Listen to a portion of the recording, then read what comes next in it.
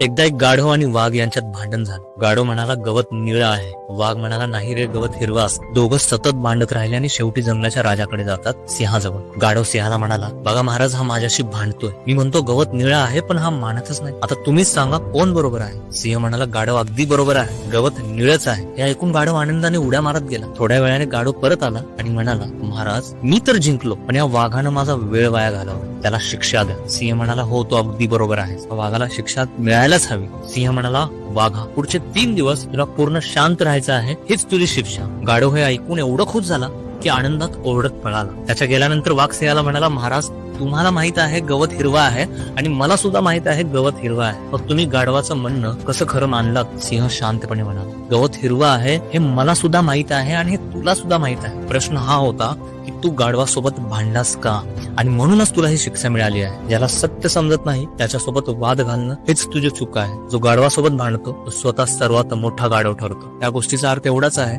की जगात बरेच हट्टी लोक असतात. जर तू त्यांच्याशी वाद घालशील तर शेवटी तूही त्यांच्याच श्रेणीत जमा होशील. गाढवासोबत वाद जिंकून काहीच मिळत नाही, पण स्वतःची ओळख हरवते. Download ShareChat.